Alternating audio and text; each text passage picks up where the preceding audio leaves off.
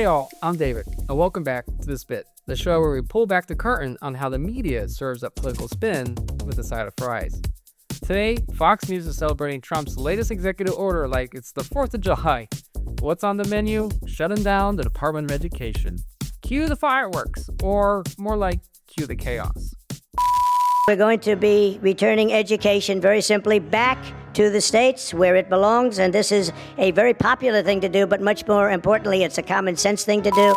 Where was their criticism of our nation's failing test scores for the last several decades? The Department of Education was founded in the 1970s, and since then we have spent more than $3 trillion at this federal bureaucracy. What has been the return on that investment for the American taxpayer? College kids can't pass simple civics exams. Want proof? Here's Johnny. Who was the first president of the United States? First president of the United States? That was... Where is Ukraine?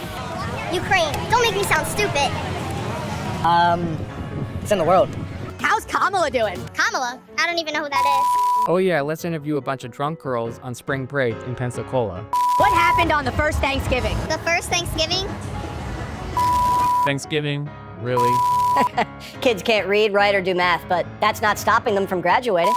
First up, Fox is doing what it does best, pretending the Federal Department of Education is some monster, gobbling up your kids' futures, when in reality, it's the agency that funds schools for low-income students, protects kids with disabilities, and helps enforce civil rights.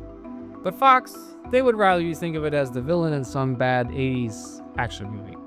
This is an expensive organization that has failed for over 40 years based on the own standards that they put in place. You are right, it's the very definition of insanity, and the status quo is no longer acceptable. Because nothing says fix education like throwing it to states like Mississippi, the states that consistently underfund their schools while cashing in those federal checks like it's payday. And here's the gag. Red states want to keep the federal money, but ditch the oversight that's attached to it.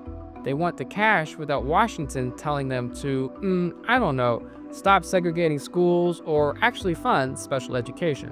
Fox and GOP governors like Kim Reynolds are hyping this as school choice. You'll hear phrases like, let parents decide, educational freedom, and competition breeds excellence. To make it more efficient and effective, just like we're doing in Iowa, where we're giving parents the educational freedom to decide the best environment to educate their children, whether that's an educational savings account, charter schools, open enrollment, homeschool, public schools, they choose. But here's the part they're leaving out. This is about defunding public schools and redirecting that same cash to private charters, religious schools, and for-profit online academies. Yeah, this all sounds great if you live in a wealthy suburb with 6 private schools within driving distance. But if you're in rural Iowa or inner-city Baltimore, your choice, quote-unquote, looks more like, do you want the underfunded school that lost its math teacher or the one without a working library? Oh, and by the way, those same charter and private schools, many aren't required to take students with disabilities, follow the same accountability standards, or provide the same data transparency that public schools do. And let's not even talk about the so-called qualifications of those teachers in private or charter schools. If in New York you took, let's say $30,000 per student, and let's say you had 10 families, and those 10 families pooled their money, and then you'd have $300,000. You can hire 2 teachers for $120,000 a year, give them some benefits and retirement, healthcare, whatever they need, and that would be 1 teacher for 5 kids. Which system do you think would work better, if, in your view, if you had to guess? Oh sure, let's just Venmo each other $30,000 like it's brunch money, and boom, you've solved the education crisis. Man, I wish I was as wealthy as Sean Hannity to think that $30,000 can just be thrown out like that. But meanwhile, here's the reality check. 60% of American families are already struggling to cover housing, food, and medical bills. But hey, why not add teacher salaries to the mix too? No biggie. So let's be real. This isn't about helping students, it's about gutting the public system so corporations and private groups like private equity can swoop in for the leftovers. That's why they're ditching the Department of Education, but leaving behind Pell Grants and federal student aid to dangle like bait. And remember all, we've seen this playbook already. Flashback to our USAID episode. MAGA lawmakers cried waste, and then they gutted the agency. And now payments are backlogged and programs are canceled and in disarray.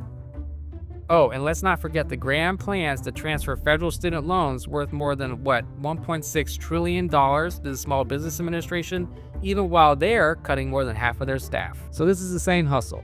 Shrink public services, break them, and then shout, "See, government doesn't work," while handing out contracts to their corporate buddies. It's like Republicans are the Oprah of corporate billionaires. You get a contract, oh, and you do too.